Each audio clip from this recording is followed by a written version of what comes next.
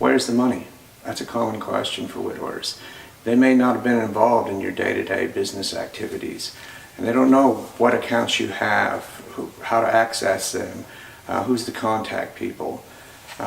So my wife asked me for that because we have complex businesses. I'm always dabbling in something, and so there's a lot of accounts both here and in the US, and so to find out what's best to do with these resources, because she's not going to run the company after I'm gone, and there's a fair bit of debt in the company, so she's going to need those resources to cash out. But which ones does she sell? Which ones does she keep? These are all things I'm not around to do anymore. So she asked me for instructions on where everything is, who are the people to contact, what are the account numbers, what are the passcodes, and instructions on each asset of how to dispose of them, or what to do with them, what to keep, what to hold, and a strategy that she could manage quite simply. So out of that, I designed the document that I call the Rosetta Stone for Golden Widows. And that's exactly what is a detailed instructions to my widow where everything is. Now that you may have thought would have been covered, you may have thought that was covered in other documents. It's not covered in my will. My will is a basic document that says my estate goes to my wife, and in the event that we both go together, it's divided by the kids. It's a basic legal document. It cuts through a lot of red tape to make clarity so she can get access to anything in my estate quite quickly. Now for my last video, the letter of last instructions, now that gave a lot of detail for my executor in locating all this stuff, a lot of the same information, but there's information and there's no instructions on how to deal with the businesses and wrap things up afterwards in that document. In the event that my wife wasn't the executor, it'll go to my son, and my son would need that document to find out where everything is to settle my estate. But beyond that, I'm also including this document, which is instructions to my widow. And that has things that aren't listed on either one. So these are very detailed instructions. So we'll go down to the office and we'll go through this document bit by bit, see what you think. You can find the document on my website, yourjourneytransitions.com. So let's go down and have a look.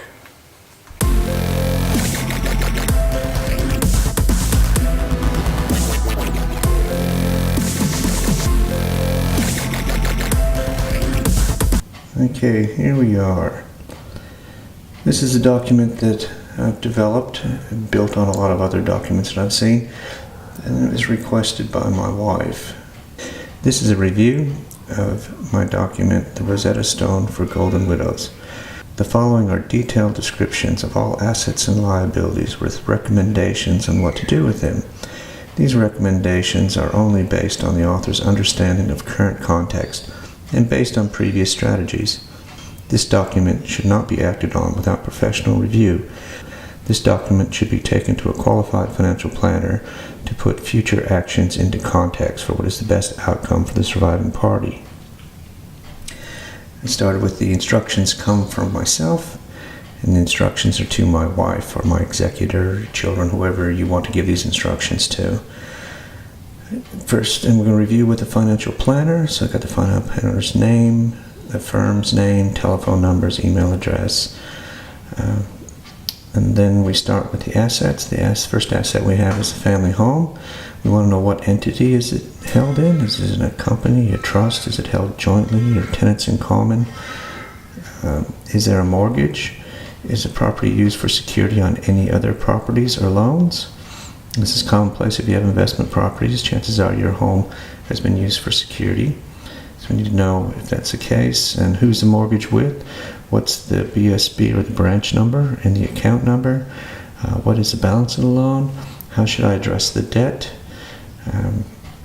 This is where the instructions come in, or what's the best strategy that you feel that your widow should handle this debt.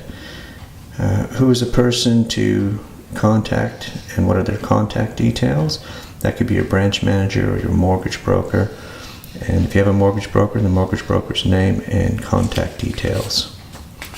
And then if you have investment properties, you got investment property number 1, your address, what entity is held in, where's the mortgage, who's the mortgage with, BSB accounts, contact details, the mortgage broker's name, what is the balance, what is the value, how should I address this debt, what should I do with the property, and if it's investment property, if it's managed by a property manager, who's the property manager's name and contact details. And then this is repeated for the number of investment properties you have. So property number 2 would be the same. Property number 3 I have on mine was a slightly different one. That's a timeshare or holiday home. Who's the management company? So if you have a timeshare, say with Wyndham, who's the company, you and their address? Is there a mortgage on this? Where is the title held? Who's the person to contact and what their contact details? And what's roughly the value of this timeshare? And what should I do with this property? If it's unlikely that your widow would use those strategies for timeshares or use the home, then maybe it's correct you would sell it. And if you were going to sell it, what are some strategies on how you could sell that timeshare? Let me go into life insurance. Who's the policy with? What's the policy number? Who's the contact and what are their contact details? What's the value of the policy? And who are the beneficiaries? What should I do with available funds?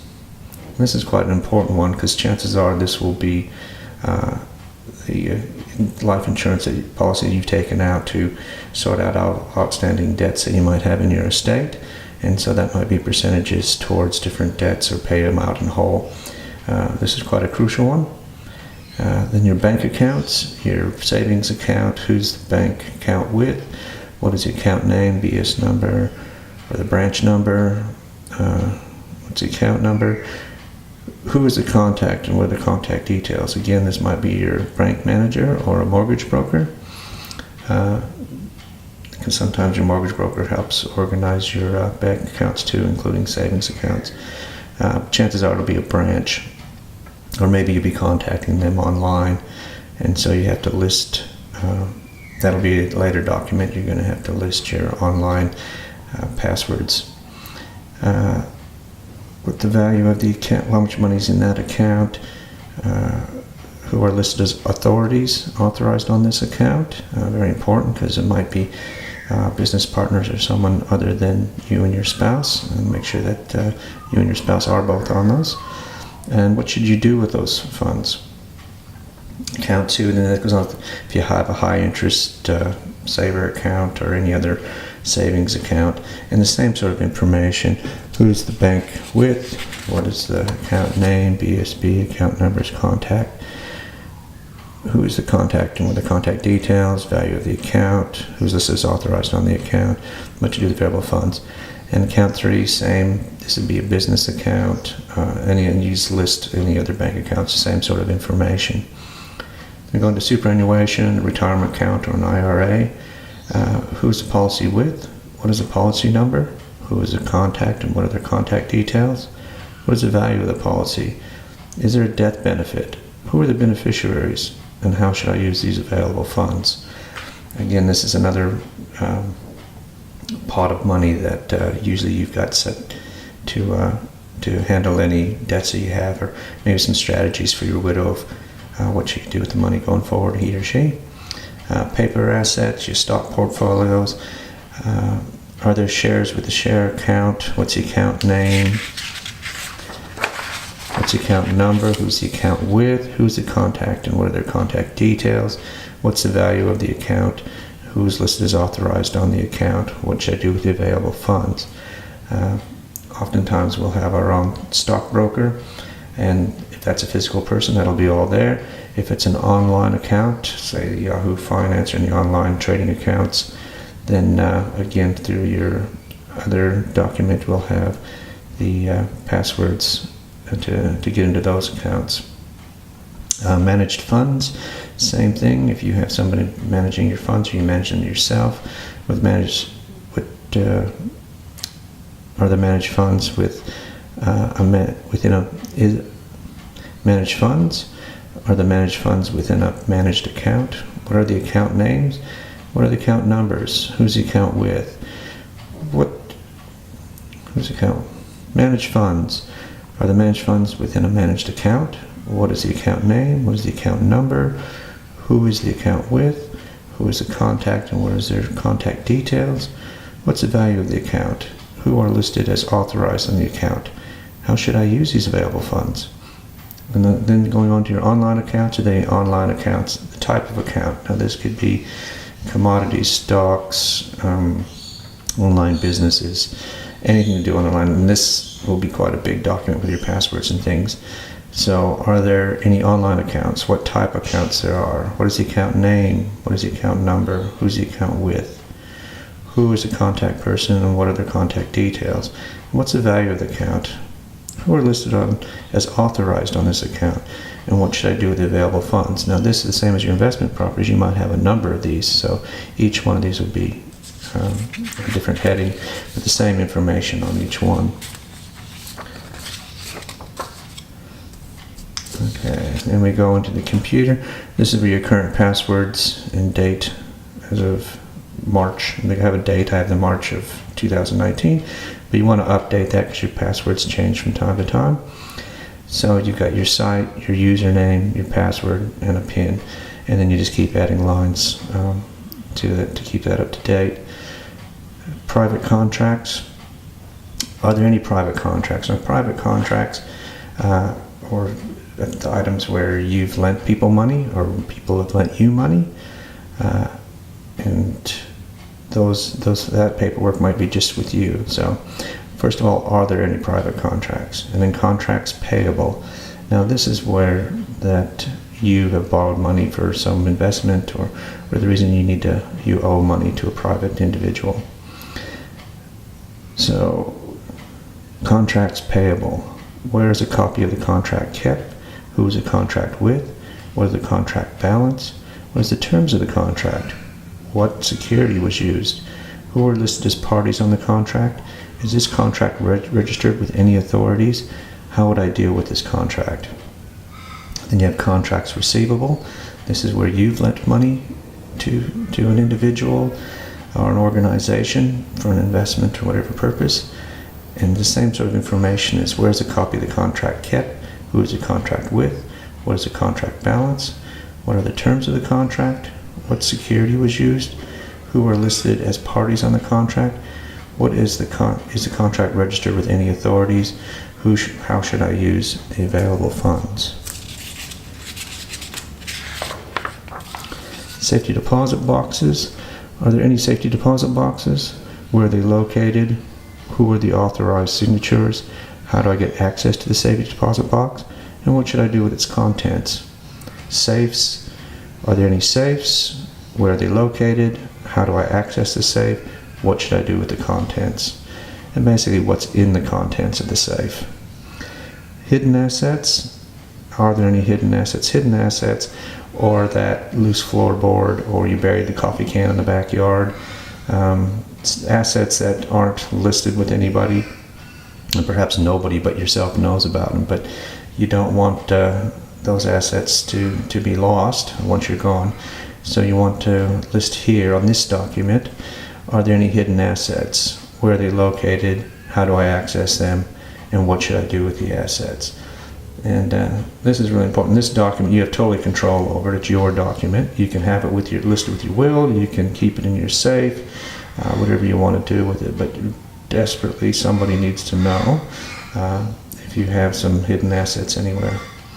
Then it goes on to your vehicles. You have the list of registered vehicles. Where are they located? What entities are the vehicles registered in? Where are the titles located? What would you like to do with these vehicles? Under vehicles, this might sound interesting, but it's possible that your widow doesn't even know how many vehicles you have and where they are. And I have some in America and I have some here. My wife knows about all of them, but she doesn't know much about any of them, or even maybe where they're currently stored at. And then I have a list of unregistered vehicles and machinery, tractors, lawnmowers, that sort of thing, ATVs. Where are they located and what should I do with these vehicles? There's no registration, there's not a lot of paperwork to do with these. So, but you can give instructions on how these should be disposed of or what you should probably do with them. And then personal papers, what type and where are they stored? It could be warranties, association papers, just miscellaneous really. There's homeowner records. Give the location of the deed and mortgage papers on all the properties that you own, providing information on taxes, liens, and lease, etc. Household contents and personal effects. List the contents of your house and location of household inventory and appraisals. List of owners of all the household items and what would you like to happen to the items that you own. So this is another document I'll be developing, which will be where you go from room to room and look at everything of value or sentiment of value. It'd be good to have everything, every major piece, antique chairs, vases, the contents, go room to room, and what you'd like to do with them, if you want to give them away to anybody, or suggestions on there might be some pieces that are quite valuable that should be sold to an antique store, and there are other ones that have no real value. They could be donated to your church, to the Good the op shops, whatever you need to do with that. Taxes. You need to include the location of your home tax returns and supporting documents for the past 5 years. In mine, I have in my office, I have every year. I have a binder and it's got all my tax information, so it's easy for the executors or my wife to grab those tax records from year to year, including all the receipts that justify any deductions. Trust and companies. Make a list of all the trust companies that you have established. Give the name and address of each trustee director and identify the shares head type, amount, and assist in each of the trust categories. This is a big area here, so it depends. You may not have any trusts or companies, but if you do, then you need to break down each one of those trusts and companies with that detail of who the trustees or directors are and who the shareholders are, and what should we do? Is that something that should be wrapped up? Is that someone should be handed over to their business partners? It's a very individual sort of area in this document. This is done in a Word document, so it's totally customizable to your needs, and just made it suit your own context. And then some key contacts: doctors, solicitor, accountant, financial advisor, employer, who's your power of attorney. Again, name and addresses for each one of these. Power of guardian, and any other key contacts that you think is important that your widow needs to know about, that they may or may not know about. And then we go into the area of your funeral arrangements. Describe your arrangements that you've already made so far, like you've prepaid for a funeral, or you've bought a burial plot. You might have wrote your own obituary, wherever you are with that. And then what's left for the family or your widow to organize. So you got a little checklist there, yes or no. Again, totally customizable. You can have this or use some other format, but these are just ideas to think about. And so organ donations, if there's an autopsy, a bombing, you want a public viewing or not, the body disposal. Do you want your remains to be donated, cremated, your choice of coffin, burial, and location. Type of services and location. You want it in church, you want it at the beach, whatever. Some personalized details of what you'd like to see. This is not a legal document, and so these are just your wishes. So give some of the people, your widow, some ideas of what you would like if perhaps you've never discussed any of these things.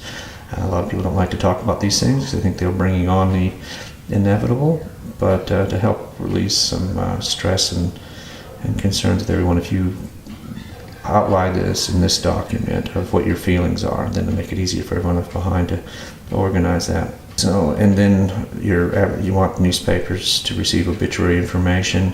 Again, you can write this in advance, or if you have some particular person you'd like to write it, you can do all that. In miscellaneous papers, receipts, warranties, miscellaneous papers. It could be anything you know your context better. Other documents that should accompany this document is your will, the inventory and disbursement instructions of personal goods,